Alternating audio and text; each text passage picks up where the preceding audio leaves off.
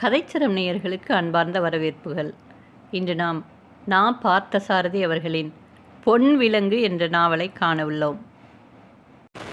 அதிகாரம் 25.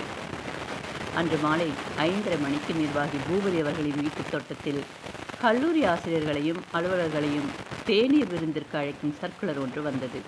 அது ஒரு கோ எஜுகேஷன் கல்லூரி ஆகையால் ஆசிரியர்களாகவும் விரிவுரையாளர்களாகவும் சில பெண்மணிகளும் கூட இருந்தார்கள். தமிழ் பகுதியில் மிஸ் வகுலாம்பிகை என்ற ஒரு பெண் விரிவுரையாளர் இருந்தாள். ப்ரொஃபஸர் சார் என்று காசிலிங்கனாரை சுற்றி சுற்றி வந்து கொண்டிருந்தாள் அந்த இளம் ஆசிரியை. வகுலம் யூசி என்று ஆரம்பித்து காசிலிங்கனாரும் அவளிடம் பேசுவதற்காக உண்டாக்கி கொண்டது போன்ற வாஞ்சையான குரலில் அடிக்கடி சிரத்தையாக ஏதோ பேசிக்கொண்டிருந்தார் அல்லது பேச முயன்று கொண்டிருந்தார்.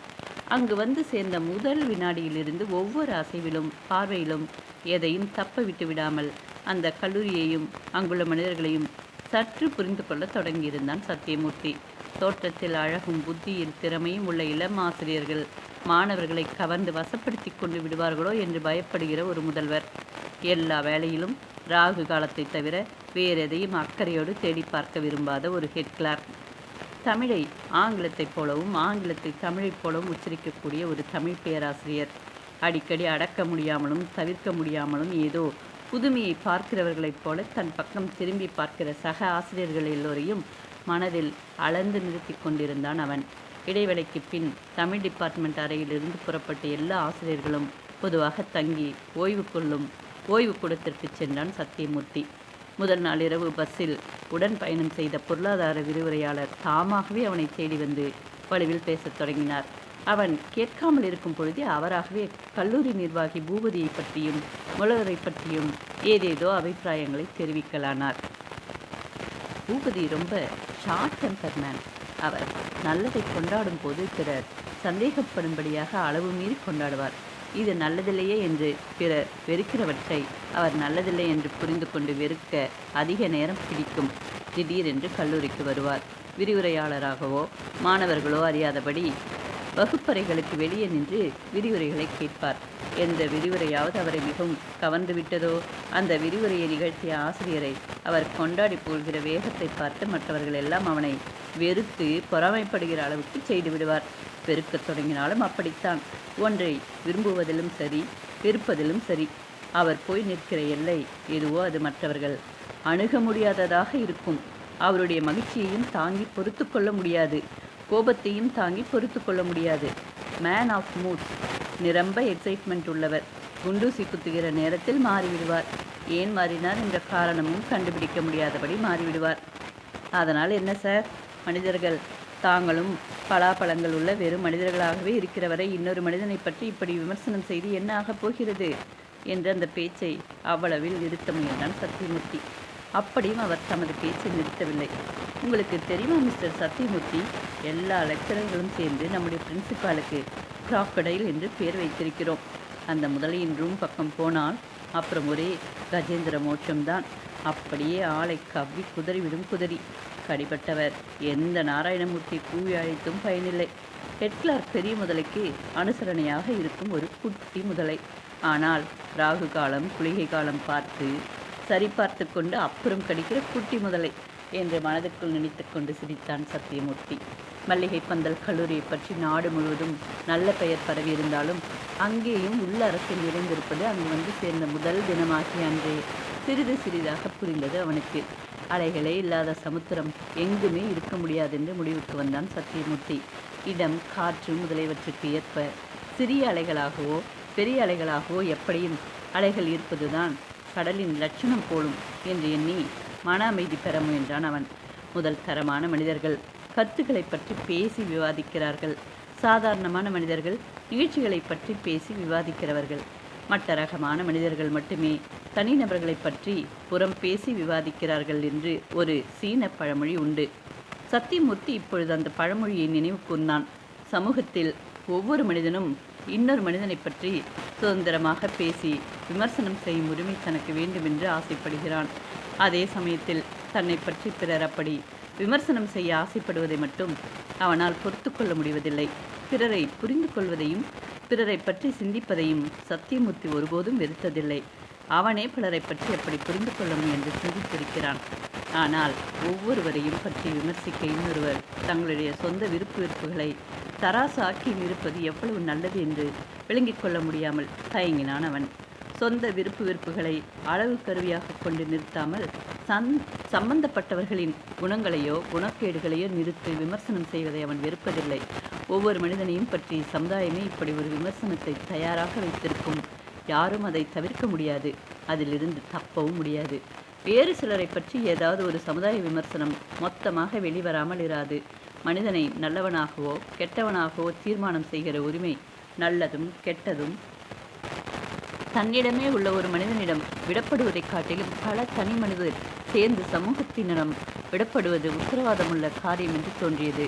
பொருளாதார விரிவுரையாளர் பேசிய பேச்சுகள் சொந்த விருப்பு வெறுப்பிலும் விரக்தியிலும் பேசப்பெற்றதாகப்படவே அதை அப்படியே எடுத்துக்கொள்ளலாகாது என்று எண்ணி போக போக இவற்றையெல்லாம் புரிந்து கொள்ள வாய்ப்பு நேரும் என்பதாக நம்பினார் சத்தியமூர்த்தி.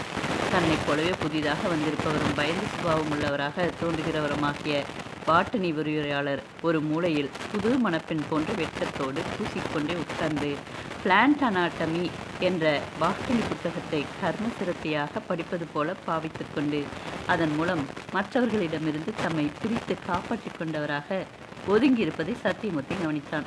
இன்னும் 4-5 விரிவுரையாளர்கள் ஒரு பக்கம் கூட்டமாக சேர்ந்து உட்கார்ந்து கொண்டு கோடை விடுமுறைக்கு பின் பிரின்சிபல் திடீரென்று ஏன் தாடி வளர்க்க தொடங்கினார் என்பதை பற்றி அரட்டையும் சிரிப்புமாக வம்பளந்து கொண்டிருந்தார்கள். அந்த பகுதியிலிருந்து குபீர் என்று எழும் சிரிப்பலைகளால் கட்டிடமே அதிர்ந்தது. எதை வளர்க்கலாம் என்று யோசித்து பார்த்த பின் முடிவில் தன்னால் எதையுமே வளர்க்க முடியாதபடி உறுதியாக தெரிந்து கொண்டு தாடியையாவது வளர்க்கலாம் என்று வளர்க்க தொடங்கிவிட்டார் போலிருக்கிறது. பர்சனாலிட்டி இப்போது முன்னை விட கொஞ்சம் இம்ப்ரூவ் ஆகி இருக்கு. மேஜிக் செய்ய வருகிற நவீன மந்திரவாதி மாதிரி. இப்போ முதலையை பார்த்தாலே பயமாக இருக்கு சார் என்று விமர்சனம் செய்து கொண்டிருந்தார் ஒரு விரிவுரையாளர். சத்தியமூர்த்திக்கும் இந்த விமர்சனத்தை கேட்டு சிரிப்பு வந்தது. அதே சமயத்தில் நாளைய சமூகத்தை நன்றாக உருவாக்க வேண்டிய ஆசிரியர்கள் இப்படி வம்பும் அரட்டையுமாக தனி மனிதனின் பலவீனங்களை பற்றி விமர்சனம் செய்து தங்கள் நேரத்தை பாழாக்கி கொண்டிருக்கிறார்களே என்று வேறு விதமாக மாற்றி சிந்தித்த பொழுது வேதனையாகவும் இருந்தது. மல்லிகை பந்தல் கல்லூரியின் சூழ்நிலைகளை பற்றி ஆழ்ந்து சிந்திக்க தொடங்கியிருந்தான் சத்தியமூர்த்தி. மாணவர்களுக்கும் ஆசிரியர்களுக்கும் எல்லா கல்லூரிகளிலும் உள்ள உறவு நிலை இப்படித்தான் இருக்கும் போலும் என்று தோன்றியது அவனுக்கு. மாணவர்கள் ஆசிரியர்களுக்கு பட்டப்பெயர் வைத்து கேலி செய்கிறார்கள். ஆசிரியர்கள் தங்களுக்கு மேலே உள்ளவர்களுக்கு பட்டப்பெயர் வைத்து கேலி செய்து திருப்திப்படுகிறார்கள். இதற்கு ஒரு முடிவே இல்லையா என்று மனம் வந்து அவன் இவற்றிற்கெல்லாம் ஒரு விதிவிலக்கு போலத்தான் ஒரு முழுமையான தீவிர லட்சிய ஆசிரியனாக அந்த கல்லூரியில் விளங்க வேண்டும் என்று வைராக்கியம் கொண்டான். அன்று அவனை வகுப்புகளுக்கு போகச் சொல்லவில்லை. முதல் நாளாகையால் வகுப்புகளும் அதிகமாக நடைபெறவில்லை. பேருக்கு 2-3 பீரியடுகளை நடத்தி விட்டு விட்டார்கள். கல்லூரி ஊழியனை அனுப்பி தபால் ஆபீஸில் இருந்த கடித உரைகளை வாங்கி வரச் செய்து ஊருக்கு கடிதங்களை எழுதினான் சத்தியமூர்த்தி. தந்தைக்கும் குமரப்பனுக்கும் இன்னொரு நண்பனுக்கும் கடிதங்களை எழுதி முடித்த பின் கடைசி கடிதத்தை மோகினிக்கு எழுதலாமா என்று தோன்றியது. தபாலை மோகினியின் தாய் வாங்கிவிட்டால் என்ன செய்வது என்ற தயக்கமும் கூடவே உடனெழுந்து முக்கிய எண்ணத்தை செயலாக்க விடாமல் தடுத்துவிட்டது. கண்ணீர் பெருகும் விழிகளோடு அழுகின்ற இதயமும் ஏதோ ஒரு முறைக்காக சிரிக்கின்ற வாயுமாக அவள் தனக்கு விடை கொடுத்த அந்த காட்சியை நினைத்தான் அவன்.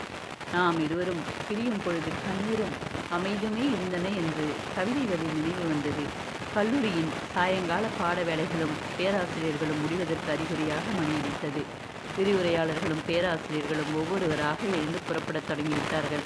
சிலர் கல்லூரியில் இருந்தபடியே மாலையில் பூபதி நீட்டு தோட்டத்தில் நடைபெற இருந்த தேநீர் விருந்துக்கு போகலாம் என்ற நோக்கத்தோடு அங்கே தங்கியிருந்தார்கள். சத்தியமூர்த்தி கடிதங்களை தபாலில் போட்டுவிட்டு லேக் சர்க்கிளில் அறைக்கு போய்விட்டு திரும்பலாம் என்று புறப்பட்டிருந்தான். பாட்னி விரிவுரையாளரும் தற்செயலாக உடன் வந்தார். ஆனால் நெருங்கி வந்து பேசவோ பழகவோ பயப்படுகிறவர் போல விலகி விலகி முன்னால் நடந்து போனார் அவர். கேட் அருகே கல்லூரி விட்டு காரில் போய்கொண்டிருந்த பாரதி சத்தியமூர்த்தியை பார்த்ததும் காரை நிறுத்திக்கொண்டு பதட்டத்தோடு கீழே இறங்கினாள். ஆனால் அதை கவனிக்காதது போல வேகமாக முன்னால் நடந்து போய் பாட்னி விரிவுரையாளரோடு சேர்ந்து கொண்டு விட்டான் சத்தியமூர்த்தி. பொன் தூவினார் போன்றிருந்த சாயங்கால வெயிலில் நூலிழையாக பன்னீர் தெளிப்பதென சாரல் பெய்ய தொடங்கியிருந்தது. பாட்டனி விரிவுரையாளரின் கூச்சத்தை நீங்க செய்து அவரோடு பேசிக்கொண்டே நடந்தான் சத்தியமூர்த்தி. அந்த சாயங்கால வேளையில் மல்லிகை பந்தல் ஊரும் கருநீலம் கன்றிய மலைமுடிகளும் சொல்லி மாளாத கொள்ளை அழகுடையதாக தோன்றிக் கொண்டிருந்தன. சாரலும் பொன் வெயிலும் அந்த அழகை மேலும் அலங்கரித்தன. கடிதங்களை தபாலில் சேர்த்துவிட்டு சத்தியமூர்த்தி பாட்டணி விரிவுரையாளரோடு லேக் சர்க்கிளில் இருந்த தன் அறைக்கு போய் கொண்டிருந்தான். சுபாவத்துக்கு அதிகமாக கூச்சப்பட்டு கொண்டிருந்த பாட்டணி விரிவுரையாளருடன் தான் பழகிய முறையினாலும் பேசி விதத்தினாலும் சத்தியமூர்த்தி சிறிது மாறுதலை உண்டாக்கியிருந்தான். அந்த இளைஞரும் தங்கி வசிப்பதற்கு அறை தேடிக் கொண்டிருப்பதாக தெரிந்தது. இந்த அறையில் என்னோடு இன்னும் 2 பேரை உடன் வைத்துக் கொள்வதாக இருக்கிறேன். நீங்கள் விரும்பினால் இங்கேயே இருக்கலாம் என்று சத்தியமூர்த்தி அவரிடம் தெரிவித்திருந்தான். ஒருவேளை சத்தியமூர்த்தி அதை தனக்கு மட்டும் தனி அறையாக வைத்துக் கொள்ள விரும்பலாமோ என்று எண்ணி தான் கேட்க தயங்கியதாகவும், மற்ற 2வரை உடன் தங்க வைத்துக் கொள்கிற பட்சத்தில் முதல் ஆளாக உடனே தன்னை சேர்த்துக் கொள்ள வேண்டும் என்றும் பாட்டணி விரிவுரையாளர் கேட்டார். சத்தியமூர்த்தி அதற்கு ஒப்புக்கொண்டான். மாலை 5 மணி வரை அறையிலேயே உட்கார்ந்து பேசிக் கொண்டிருந்து பின்பு இருவரும் சேர்ந்து பூபதி அவர்களின் வீட்டுத் தோட்டத்தில் நடைபெற இருந்த விருந்துக்கு புறப்பட்டார்கள்.